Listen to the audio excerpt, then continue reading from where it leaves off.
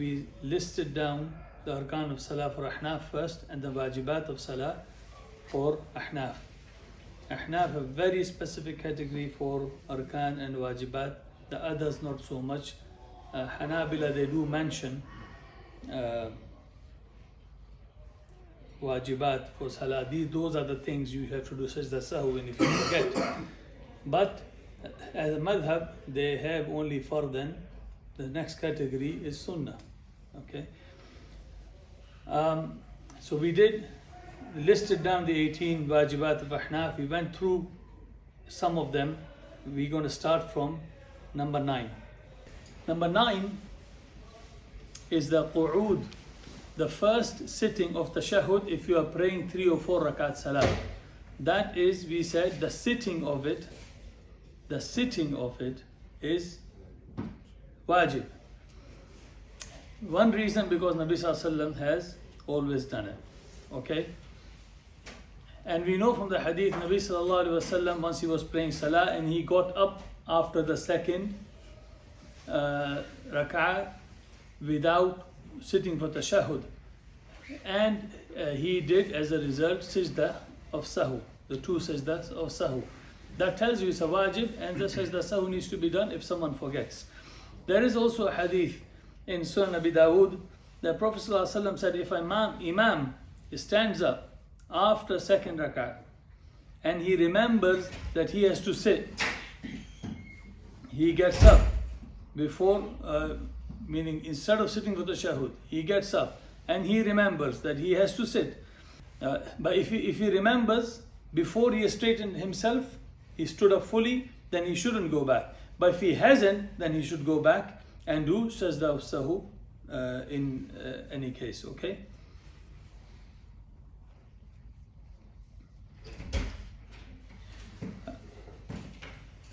The sitting is what is wajib. Now the reading of the tashahhud is also a wajib. Number 10. The wajib for the Ahnaf is the reading of the tashahhud itself. Okay, if someone sat down and he forgot to read the tashahhud, he sat down for a while, then he go up and he realized, oh, I didn't read anything, then he has to do sajda sahu. This is for Ahnaf, for munfarid. Without imam, if imam read it, that's fine.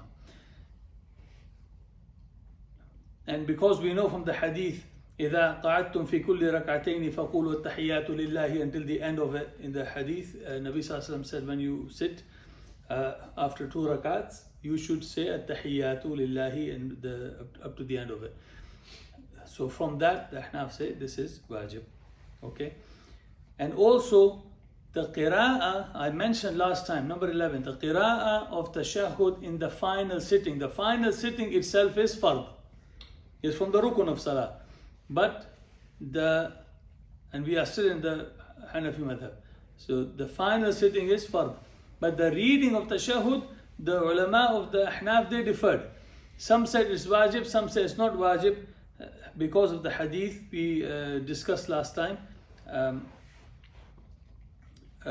which from Abdullah bin Mas'ud, that Nabi Sallallahu Alaihi Wasallam said to him, if you sat down or you read the tahiyyat, your salah is finished. The hadith will come later again.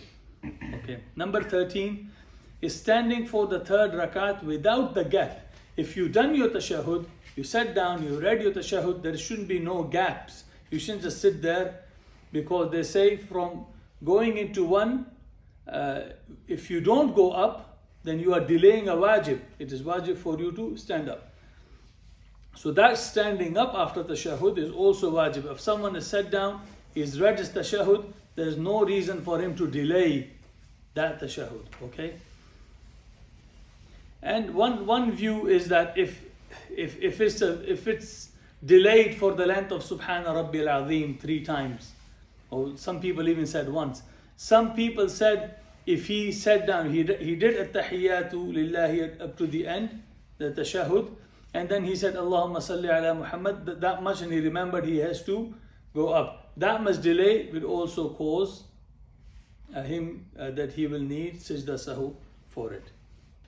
the words of the saying as-salamu in salam, the word as-salam is wajib. All four madhabs, they agree that you leave the salah, you exit the salah with salam.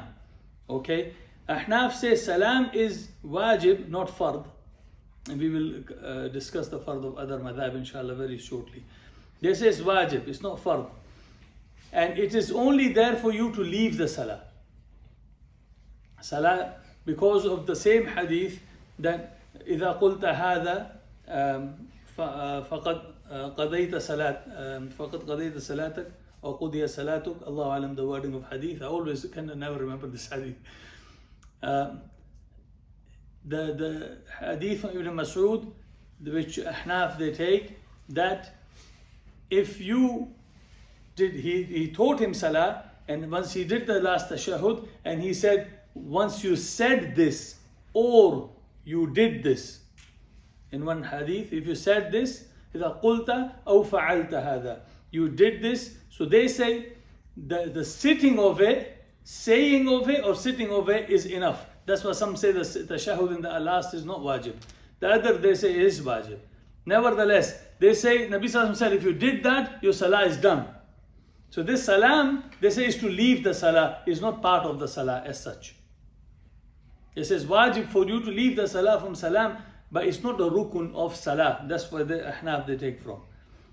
Okay. The other they make as the rukun. Inshallah, we will discuss that shortly. And this hadith is in Sunan al-Darimi. The Nabi Sallallahu Alaihi Wasallam told him, if you did this or you said this, your salah is done, without mentioning the salam. Okay. But Nabi Sallallahu Alaihi Wasallam has always done salam, so they say it's no rukun, it's wajib, against the other madhab. Number 14 was jahr of imam. Imam to read loudly is wajib in the first two rakat of Maghrib and Isha, and also in both rakats of Fajr, Fard Salah. Due to Prophet ﷺ always doing it, and this is for imam. But as for a munfarid, a person praying alone, he has choice. Okay. And in tahajjud also, a person can read loud or in a quiet voice. For Fajr, for tahajjud, we know Nabi Sallallahu Alaihi Wasallam had a habit sometime to read loudly and sometime not.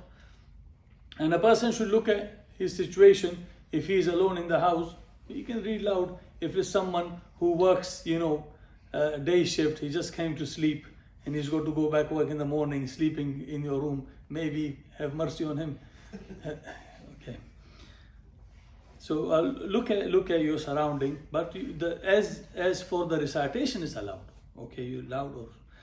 And the other salah like Dhuhr and Asr, and the third and fourth rakat of Isha, the third rakat of Maghrib, Imam should not read loudly. That's also wajib for Imam, and that's number 15. Why is it wajib? Why do we need to know? Because if he did read loud, then he's gone against the wajib, he will do sajda sahwi. Number 16 was qunut. Okay, I want to spend a bit more time on qunut. I'm going to leave 16 for now.